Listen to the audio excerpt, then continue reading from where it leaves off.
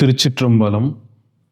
மூர்த்தி தலம் தீர்த்தம் முறையினால் தொடங்கினோர்க்கு வார்த்தை சொல்ல ஓர் சத்குருவும் வாய்க்கும் பராபரமே என்பது தாயுமானவருடைய வாக்கு. அந்த அளவுக்கு சைவத்திலே திருக்கோயில் வழிபாடு அடிப்படையான ஒன்றாக சொல்லப்படுகின்றது. செம்மலர் நோன்றாள் சேரல் ஒட்டா அம்மலங்கழி அன்பரொடு மறி மாலர நேயமும் மலிந்தவர் வேடமும் ஆலயந்தானும் அரண் எனத் தொழுமே என்று நம்முடைய சைவத்தின் பிரதமாச்சாரியாராகிய ஸ்ரீ மெய்கண்ட தேவர் பெருமான் நமக்கு அருளி செய்திருக்கின்றார். ஆலயம் தானும் அரண் எனத் தொழுமே என்று சிவாலயங்களை சென்று வழிபட வேண்டும். சிவாலயங்களிலே சிறப்பாக திகழும் மூர்த்திகளை வழிபட வேண்டும் என்பதுதான் நமக்கு சிவஞான போதம் காட்டும் கருத்தாக இருக்கின்றது. அப்படி ஏராளமான சிவஸ்தலங்கள் உலகில் இருக்கின்றன. லட்சோப லட்சம் சிவக்ஷேத்திரங்கள் உலகில் இருக்கின்றன. அவற்றுள் சிறந்த கஷேத்திரங்கள் பல நமக்கு காட்டப்படுகின்றன அருளாளர்களாலே. அவற்றுள் சிறப்பான கஷேத்திரமாக தலைமை கஷேத்திரமாக சொல்வது நம்முடைய தில்லை எனும் கஷேத்திரத்தை தான். சிதம்பரம் என்று அதனை சொல்வார்கள். சைவர்களுக்கு கோயில் என்றாலே சிதம்பரம் தான். அது தரிசிக்க முக்தி தரும் தலமாக இருக்கின்றது. அதே போல கோயிலுக்கு அடுத்து சிறப்பான ஸ்தலமாக அதற்கு நிகரான ஸ்தலமாக சொல்லப்படுவது பூங்கோயில் என்று சொல்லப்படக்கூடிய திருவாரூர் என்னும் திருத்தலம். அது கமலைப்பதி என்று அழைக்கப்படுகின்றது. நம்முடைய ஆதீன குருமுதல்வராகிய குருஞான சம்பந்த பெருமானுடைய குருநாதராகிய ஞானப்பிரகாச தேசிகமூர்த்திகள் எழுந்தருளி இருந்த சிறப்புக்குரிய ஸ்தலம் அது. அந்த பூங்கோயில் பிறக்க முக்தி தரும் ஸ்தலமாக அந்த திருவாரூர் ஆகிய பூங்கோயில் நூல்களிலே சொல்லப்படுகின்றது. அதே போல தலங்களுக்கெல்லாம் தலைமையான தலமாக எந்த ஒரு தலத்தையும் இந்த தலத்தை அழகாக கொண்டுதான் அளக்கக்கூடிய அளவு சிறப்பு பொருந்திய தலமாக இருப்பது காசி கஷேத்திரம். அந்த காசி இரக்க முத்தி தரும் தலமாக சொல்லப்படுவது. அதே போல தலங்களுக்கெல்லாம் தலைமையான தலமாக சீவன்முத்தி நகரமாக துவாதசாந்த நகரமாக இருப்பது நம்முடைய மதுரை என்னும் திருத்தலம். அது சொக்கநாத பெருமானால் நேரடியாக உருவாக்கப்பட்ட திருத்தலம். காடு கொன்று நாடாக்கிய பிறகு தன் தலையில் இருந்த சந்திரனை பிழிந்து அந்த அமிர்தத்தை அந்த மதுரத்தை தெளித்ததனால் அந்த தலம் மதுரை என்று பெயர் பெற்றதாக இருக்கின்றது. இறைவனே கட்டளையிட்டு அந்த பெரிய நாகப்பாம்பு ஒன்று வாளால் வாகி கவ்வி அந்த இடத்தை எல்லையை சுட்டியதால் வாலவாய் என்று ஆகி அது இப்பொழுது தேவாரங்களில் எல்லாம் திருவாலவாய் என்று அழைக்கப்படுகின்றது. அது கேட்க முக்தியளிக்கும் தலமாக இருக்கின்றது. திருவாலவாய் என்று கேட்டவரே நலம் பெறுவர் செல்வமோகும் என்று எப்படி இறைவனுடைய திருத்தலம் ஆகி திருவாலவாய் என்ற கஷேத்திரத்தின் பெயரை ஒருவர் ஒரு முறை கேட்டால் அவர் முக்தி அடைவார் என்னும் அளவுக்கு எம்பெருமானாக இருக்கக்கூடிய சொக்கநாத பெருமான் எழுந்தருளியுள்ள திருவாலவாய் திருத்தலம் கேட்க முக்தி அளிக்கும் தலமாக இருக்கின்றது. அதே போல திருக்கைலாயத்திலிருந்து விழுந்த சிகரங்களில் ஒன்று நம்முடைய திருக்காலத்தி என்று சொல்லப்படக்கூடிய திருத்தலம். இந்த திருக்காலத்தி திருத்தலம் பிரவேச முக்தி அளிக்கும் தலம். அதாவது அந்த நகரத்துக்குள் நுழைந்தாலே எம்பெருமானுடைய சிந்தனையோடு அந்த தலத்துக்குள் நுழைந்தாலே முக்தி என்று சொல்லப்படும் தன்மையாக இருக்கின்றது. இப்படி இந்த தலங்களை எல்லாம் வைத்து பார்க்க போனால் அடுத்து சிறப்பான ஸ்தலமாக சொல்லப்படுவது அருணாசலம் அருணகிரி என்றெல்லாம் சொல்லக்கூடிய திருவண்ணாமலை திருத்தலம். அண்ணாமலைனா எட்டாத மலை. திருமால் வராக அவதாரம் எடுத்த காலத்திலும் அதே போல அன்னப்பறவையூர் கொண்டு பிரம்மன் தேடிய காலத்திலும் அவர்களுக்கு அண்ணாத எட்டாத மலையாக இருந்த திருத்தலம் இந்த திருவண்ணாமலை திருத்தலம். இந்த திருவண்ணாமலை திருத்தலம் தான் தலேச்சரம் என்று அழைக்கப்பெறுவது. தலேச்சரம்னா தலங்களுள் தலைமையான ஸ்தலம். தல ஈஸ்வரம் என்பது சேர்ந்து தலேச்சரம் என்று அழைக்கப்படும் தலமாக இருக்கின்றது. முனிவர்களும் புராணங்களும் தேவர்களும் அனைவரும் போற்றக்கூடிய தலமாக அந்த திருத்தலம் இருக்கின்றது. இப்படி ஒருமித்த சிறப்புடைய தலங்களை எல்லாம் சொல்லி இவற்றை விட உயர்ந்த ஸ்தலமாக அருணாசலம் என்று போற்றப்படக்கூடிய திருவண்ணாமலை திருத்தலத்தை சொல்லவும் பல காரணிகள் உண்டு. அவற்றுள் தலைமையான காரணி என்னவென்றால் சிறப்பு பொருந்த இந்த திருவண்ணாமலை திருத்தலத்துக்கு அந்த செய்கை என சொல்லப்படுவது நினைத்தல் என்பது. எப்படி திருவாரூரில் பிறந்தால் முக்தியோ, சிதம்பரத்தை தரிசித்தால் முக்தியோ, காலத்திற்குள் பிரவேசித்தால் முக்தியோ, காசியில் இறந்தால் முக்தியோ, திருவாலவாய் என்று கேட்டால் முக்தியோ, அதே போல திருவண்ணாமலையை நினைத்தால் முக்தி என்று சொல்லப்படுகின்றது. ஒருவர் பிறப்பதும் இறப்பதும் அவர் கையில் இல்லை. எப்படி நாம் திருவாரூரில் பிறக்க வேண்டும் என்று நினைத்த மாத்திரத்தில் அவர் பிறந்து விட முடியாது. காசியில் சென்று இறக்க வேண்டும் என்று நினைத்த மாத்திரத்தில் அங்கு சென்று உயிர் விடக்கூடிய வாய்ப்பு ஒருவருக்கு கிடைக்காது. அதே போல காலத்திற்குள் நுழைய வேண்டும் என்று காலத்தில் இங்கிருந்து பல நூறு மைல்கள் தள்ளி போக வேண்டும், அந்த தளத்தை பிரவேசிக்க வேண்டும் என்ற தன்மை இருக்காது. அதே போல பிறவி குருடர் போன்றவர்களுக்கெல்லாம் சிதம்பர தரிசனத்தை காணக்கூடிய பேரு இருக்காது. காது கேளாதோர் எப்படி திருவாலவாய் என்று அதை கேட்க முடியும். ஆனால் எப்பேற்பட்ட பாவிக்கும் நினைப்பது என்பது அரிதான விஷயம் அல்ல. யார் வேண்டுமானாலும் திருவண்ணாமலை பெருமானை நினைந்து, திருவண்ணாமலையை நினைந்து, அங்கு சிக்கும் அன்பர்களை எல்லாம் நினைந்து முக்தி பெறலாம். ஆனால் தான் திருவண்ணாமலை மேலே சொல்லப்பட்ட திருத்தலங்கள் அனைத்துக்கும் தலைமையான திருத்தலம் என்று போற்றப்படும் தலமாக இருக்கின்றது. இந்த மலை எப்படி இங்கு உதயமானது, அருணாசலோதயம் எப்படி உருவானது என்பது மிகவும் சிறப்பான ஒரு அருள் வரலாக இருப்பது. ஒரு முறை பிரமன் உலகங்களை எல்லாம் படைக்கின்றான். தான் படைத்த உலகங்களை பார்க்க வேண்டும் என்று சொல்லி அவன் சென்று தன் வேதங்களின் துணை கொண்டு வேதநாயகனாகி சிவபெருமானது அருளால் உருவாக்கிய இந்த உலகங்களை எல்லாம் பார்க்கின்றான். இவ்வளவு பரந்த விரிந்த உலகங்களையும் மண்டலங்களையும் பார்க்கும் பொழுது நாம் தான் இதனை படைத்தோம் என்ற அகந்தை அவன் உள்ளத்தில் ஏற்படுகின்றது. அவன் சென்று திருமாலிடத்தில், அவன்தான் பிரம்மனுடைய தந்தையாக இருப்பவன், தன் தந்தை என்பதையும் மறந்து, அதே போல அவன் காத்தல் தொழிலை இறைவனது ஏவல் படி செய்பவன், அவன் தனக்கு அடுத்த தொழிலை செய்யக்கூடிய ஸ்திதிகர்த்தா என்பதையும் மறந்து அவனோடு கண்டபடி சண்டை செய்கின்றான். இவ்வளவு பெரிய உலகங்களை எல்லாம் படைத்திருக்கின்றேன், நீ என்னை சற்றும் மதியாமல் பாம்பனையில் துயின்று கொண்டிருக்கின்றாய், ஏன் என்னை எழுந்து வணங்கவில்லை என்றெல்லாம் கேட்டு வீண் வம்பு செய்கின்றான். மாறி மாறி இருவரும் பிரம்மனை திருமாலும் திருமாலை பிரம்மனும் மாறி மாறி நிந்தித்துக் கொள்கின்றார்கள். அப்பொழுது தானே பிரம்மம் என்னும் தன்மையில் அவர்கள் நடந்து கொள்கின்றார்கள். இறைவனுடைய இருப்பை மறந்து தங்களையே கடவுளராக எண்ணி மனம் திரிந்து கண்டபடி நடந்து கொள்கின்றார்கள். அப்பொழுது தேவர்கள் எல்லாம் சென்று எம்பெருமானாகிய சிவபரம்பொருளிடத்தில் அதனை எல்லாம் விண்ணப்பிக்கின்றார்கள்.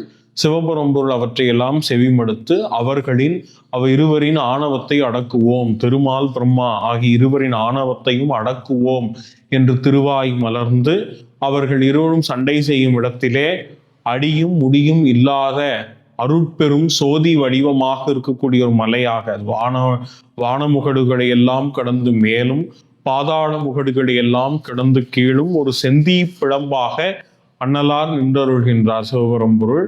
அவர்கள் தங்களுக்குள் சபதம் செய்து கொள்கின்றார்கள். திருமால் சொல்கின்றான், நான் பன்றியுரு கொண்டு தோண்டி சென்று இந்த செந்தி வடிவத்துடைய அடியை காண்பேன் என்று சொல்கின்றான். அதே போல பிரம்மனானவன் நான் அன்னப்பறவை உருவம் எடுத்துக்கொண்டு மேலே பறந்து சென்று அந்த செந்தி உருவத்துடைய முடியை காண்பேன் என்று சொல்கின்றான். அப்படி இருவரும் இப்படியே செல்கின்றார்கள்.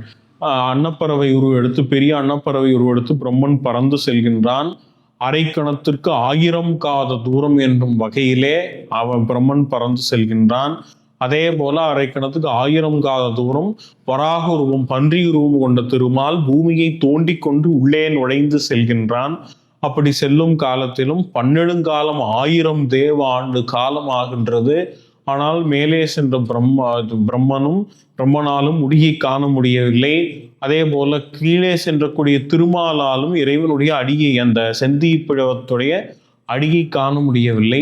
இருவரும் பரிதவிக்கின்றார்கள். சென்று கொண்டு எப்படி அன்னப்பறவை, இந்த பிரம்மனாகிய அன்னப்பறவையினுடைய பறந்து அந்த இலகுகள் எல்லாம் உதிர்ந்து விட்டன. அதே போல இப்ப வராக திருமாலுடைய அந்த பன்றி கொம்புகள் இரண்டும் தேய்ந்து முகவாய்க்கட்டை வரை தேய்ந்து விட்டன. ஆனாலும் இருவரும் தொடர்ந்து முயற்சி செய்கின்றார்கள். ஒரு கட்டத்தில் திருமால் இது சிவபரம்பொருள் தான் இந்த செந்தி வடிவமாக நின்றருகின்றார், நாம் என்னதான் இவர் முடியை காண அடியை காண முயற்சி செய்தாலும் இரண்டையும் யாராலும் காண முடியாது, இறைவன் தோற்றமும் முடிவும் இல்லாதவர், நாம் எல்லாம் சிற்றுயிர்கள், எறும்பு ஈ போல நாம் எல்லாம் வெறும் உயிர்கள் தான், இறைவன் தான் கடவுள், சிவபரம்பொருள் தான் ஒரே தெய்வம் என்று மனதில் நினைந்து மன்னிப்பு வேண்டி தான் புறப்பட்ட இடத்துக்கே வந்து விடுகின்றார். அதே போனால் பிரம்மன் வஞ்சகம் செய்கின்றான். அப்போ பறந்து கொண்டே சென்று கொண்டே இருக்கும் பொழுது ஒரு தாழம்பு மடலானது விழுவதை பார்க்கின்றான். அப்படி விழும் காலத்திலே அந்த தாழம்பூ மடலிடத்தில் இவன் எங்கிருந்து விழுகின்றாய் என்று கேட்கின்றான். அந்த தாழம்பூ மடல் சொல்கின்றது, நான் இறைவனுடைய திருமுடியிலிருந்து விழுகின்றேன் என்று சொல்கின்றது. இல்லாத திருமுடியிலிருந்து எப்படி விழும்? ஏதோ ஒரு அவயவத்தில் யாரோ ஒரு அன்பர் சாற்றியது, அது இறைவன் விளையாட்டால் அங்கிருந்து விழுகின்றது. அப்படி விழுந்த காலத்திலே பிரம்மன் அதை காண்கின்றான். கண்டு எனக்கு நீ ஒரு உதவி செய்ய வேண்டும் என்று வஞ்சகத்தால் பேசுகின்றான். தாழம்பூவும் நான் தான் பிரம்மா என்றெல்லாம் சொன்னதை பார்த்து, ஓ இவன் படைத்தல் கடவுளோ என்று சொல்லி அவனுக்கு முகமன் எல்லாம் உரைத்து என்ன செய்ய வேண்டும் என்று கேட்கின்றது. அவனுடனே நான் இறைவனது திருமுடியை கண்டேன் என்று நீ பொய் சாட்சி சொல்ல வேண்டும் என்று கேட்கின்றான். தாழம்பூ உளம் நடுநடுங்கி போகின்றது. ஐயையோ, எம்பெருமானுடைய வடிவமாக திகழக்கூடிய இந்த தன்மையில் இருந்த மலையிலிருந்து முடியை நீ கண்டாய் என்று சொன்னால் அது மிகப்பெரிய பாவமாகிவிடுமே, இறைவன் விஷயத்தில் பாவம் செய்யக்கூடாது, அதனால் அப்படியெல்லாம் சொல்ல மாட்டேன் என்று சொல்கிறது. அவன் தாழம்பூவை பார்த்து சொல்கின்றான், நான் தான் படைத்தல் கடவுள், நான் வேதங்களின் மூலமாக கொண்டு இருப்பவன், எனக்கு வேதா என்றே பெயர், நான் நினைத்தால் உன்னை சபித்து இப்படியே கருக்கி விடுவேன், அதனால் நீ கண்டிப்பாக பொய் சாட்சி சொல்ல வேண்டும், அதனை பலவாறு நிர்பந்திக்கின்றான். சரி, இவனிடம் ஏன் சாபம் வழங்க வேண்டும் என்று நினைத்த அந்த தாழம்பூவா மடலானது அவன் புறப்பட்ட இடத்துக்கே பிரம்மனால் அழைத்து வரப்பட்டு இறைவன் திருமுன்பு நின்று திருமால் அந்த செந்தி பிழம்பின் முன் நின்று திருமாலிடத்தில் பிரம்மன் சொல்கின்றான், நான் இந்த செந்தி பிழம்பின் முடியை கண்டேன் என்று சொல்கின்றான். அதற்கு யார் சாட்சி என்று திருமால் கேட்கும் காலத்திலே இந்த தாழம்பூதான் சாட்சி, இதை இறைவன் முடியிலிருந்து எடுத்து வருகிறேன் என்று சொன்னான். உடனே அந்த செந்தி பிழம்பில் வெடித்து சிதறுகின்றது. அதிலிருந்து செந்தி உருவாயிருந்த அண்ணல் சிவபரம்பொருள் வெளிப்பட்டு கோரமாய் சிரித்தருளினார். உன்னுடைய மொழி மிகவும் நன்று நன்று என்று கூறி பிரம்மனை கிரிபேசி இறைவன் சிரித்தருகின்றார். அப்பொழுது அண்ட முகடுகள் எல்லாம் நடுநடுங்குகின்றன. பிரம்மன் ஒழிந்தான் என்று நினைத்து தேவர்கள் எல்லாம் நடுநடுங்குகிறார்கள். திருமாலுடனே இறைவன் திருவடியை பணிந்து, பெருமானே, பிரம்மன் தெரியாமல் தவறு செய்து விட்டான், அவனை அழிக்க வேண்டாம், கருணை காட்டி அருள வேண்டும் என்று கேட்கின்றான். ஆனாலும் சிவபரம்பொருளுக்கு விரோதமாக உச்சபட்ச தர்மமாக இருப்பது சிவதர்மம். அந்த சிவதர்மத்துக்கு விரோதமாக செய்தவனை தண்டிக்காமல் விழுதல் தர்மமானதன்று. அதனால் அந்த தர்மத்தை நிலைநாட்டும் பொருட்டு இறைவன் பிரம்மனுக்கு பூலோகத்தில் பூசனை இல்லாது ஒழியட்டும் என்று சாபம் விடுத்து அவனை உயிரோடு விட்டு விடுகின்றான். உடனே இவன் பிரம்மன் பலவாறு திருவடிகளில் விழுந்து மன்னிப்பு வேண்டுகின்றான். அதே போல தாழம்பூவை நோக்கி சிவபரம்பொருள், இனி நீ சிவபெருமான் முடியை பிரம்மன் கண்டான் என்று பொய் சொல்லிய நீ இனி சிவபூசைக்கு பயன்படாது ஒழிவா என்று அதனையும் சபித்து விடுகின்றார். தாழம்பூவும் கதறி அழுகின்றது. பிரம்மன் இறைவனுடைய திருவடிகளில் விழுந்து பலவாறு மன்னிப்பு வேண்டுகின்றான். அப்படி மன்னிப்பு வேண்டி, எம்பெருமானே எனக்கு மீண்டும் அருள் செய்ய வேண்டும் என்று கேட்கின்றான். உடனே எப்படி பெரியோருடைய கோபம் என்பது நொடிப்பொழுதில் மாறக்கூடியது. கற்பிளவோடொப்பர் கயவோர் கடுஞ்சினத்து பொற்பிளவோடொப்பரும் போல்வரே விற்பிடித்து நீர் கிழிய எய்த வடுப்போல் மாறுமே சீரொழுகு சான்றோர் சினம் என்னும் தன்மையிலே மோசமானவருடைய கோபம் கல் பிளந்தது போல, அது என்றைக்கும் சேராது. ஒரு மத்தியமமான குணமுடையவர்களுடைய கோபம் பொன் பிளந்தது போல, அது இன்னும் கொஞ்சம் பொன்னை உருக்கி ஊற்றி அதை சரி செய்து கொள்ளலாம். ஆனால் சான்றோருடைய கோபம் எத்தன்மையுடைய கோபமாக இருக்கும் என்றால், ஒரு நீரின் மீது எவ்வளவுதான் அம்பு எய்தாலும் அம்பு உள்ளே சென்றவுடன் நீர் மீண்டும் அது மூடிக்கொள்ளும், பிரிந்தே இருக்காது. அதுபோல அடுத்த நொடியே சான்றோர்கள் கோபத்தை மறந்து குணம் காட்டும் இயல்புடையவர்களாக இருப்பார்கள். அப்படி இறைவனுடைய கோபம் தணிந்து உனக்கு வழிபாடு இருக்காது போகட்டும் என்று சாபமுட்டதை மாற்றி உலகில் அந்தணர்களுக்கு செய்யும் வழிபாட்டை உனது வழிபாடாக ஏற்றுக்கொண்டு மகிழ்ந்திருப்பாய் என்று பிரம்மனுக்கு இறைவன் அருளான் பிறப்பித்து, பிறகு அந்த மலையானது அந்த செந்தி வடிவமாக இருக்கக்கூடிய தன்மை எங்களுக்காக இது உண்டானது, அதனால் உலகிலே மகாஸ்தலமாக இது விளங்க வேண்டும் என்று திருமாலும் பிரம்மனும் வேண்டிக் கொள்கின்றார்கள்.